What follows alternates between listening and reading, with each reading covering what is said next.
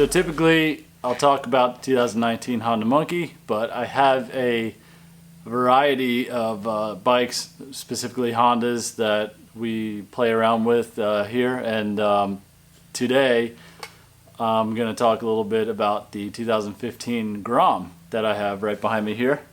And the Grom is such a trusty bike.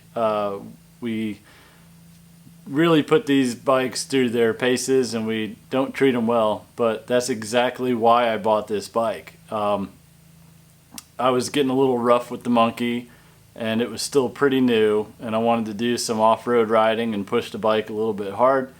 So I knew eventually that's going to lead to crashing. And on the Monkey, I didn't really want to ruin the bike right off the bat. I mean, it's going to happen where you're going to fall and everything. And I've taken a few spills on it, since I got it, but nothing bad. However, I'm really afraid to go 110% with it. I don't want to push the limits, because if I do break it, I just don't think the parts availability is there right now for them, and surely not as cheap as they are for the Grom.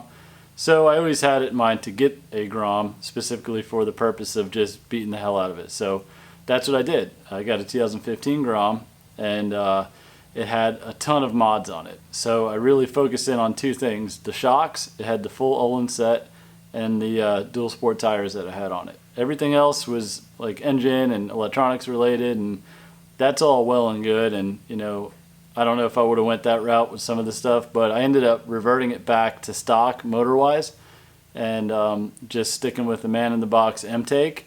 It had a Chimera on it, and I took that off to put the M-Take on there because I wanted to use the outerwear filter, and I just like the man-in-the-box intake too. So basically the bike was set up great for what I wanted to do with it. With reverting it back to stock, it made it good and pretty tame on the dirt.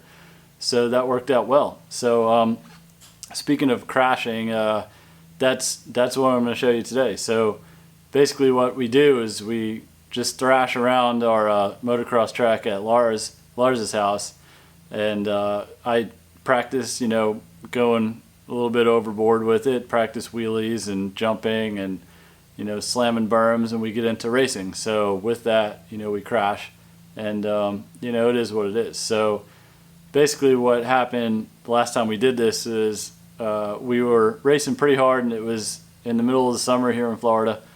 We were all really hot, and we had a really good race for 4 laps or so, and we stopped because my son Renan was riding with us, and he was getting stuck on dirt hills and stuff. So we took a break, and once we took that break, it was like your mind just took over and said, you're too exhausted to be doing this, you're pushing it too hard, and you're gonna crack here soon. So basically that's what started to happen. Lars and I started to make mistakes. I fell trying to pass him. He almost fell in the air. I'll probably highlight these things for you on the side here. And the thing that really ended the day was when I tried to do a wheelie on the driveway, and I don't know, my mind just wasn't in it, I guess, and I popped the clutch and basically went 12 o'clock. So I jumped off the back, and I was going a little bit too fast to hold on to the bike, so I had to ditch the bike, and I ended up running alongside the bike. The bike skidded and crashed, and I was running and I couldn't catch up. My head was just going too fast and my body couldn't keep up, and I did a pretty graceful tumble in the grass. Well, that just happened. But I was okay. Just like jammed my finger, it didn't really hurt. I was fine. But when I went back to the bike, it was dead revving because the handlebar, the grip, the throttle grip was on the concrete, so it shut itself off, which I thought was pretty interesting. But aside from that, I picked the bike up and gave it a once over, and didn't really notice anything wrong. But then I looked down and I saw my foot peg, my right foot peg, sitting there on the ground in front of me.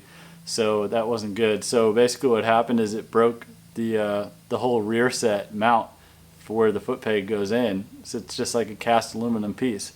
And we have the two brothers foot pegs on our bikes for the dirt riding. So that foot peg is really strong, and it just snapped the rear set. So basically I went and found the part number, and I worked with our local dealer, Central Florida Power Sports, and sent them the info, what I needed, and it ended up being like a $40 part. The right rear set's only like 40 something bucks, brand new OEM. So that's pretty encouraging, knowing that I can, throw this bike around and not worry about having to spend a fortune in fixing it. So that's real encouraging, and just reestablishes part of the reason why I bought the bike. But I did do some other damage to the bike. So it's right here behind me on the tail right there. There's I got the man in the box rear tail light and fender delete kit, and with that it really exposes the rear cowling. So if you do a 12 o'clock wheelie by accident like I did, it's gonna hit that tail light first basically, and the rear cowling plastic pieces. So I did end up damaging some of that stuff. So what I'll do is I'll show you what I did, and with the wheelie we'll go over that and basically show you what the damage is. And I got a new rear set, we'll put that on, and then we'll try to straighten out the rear end and see how that goes.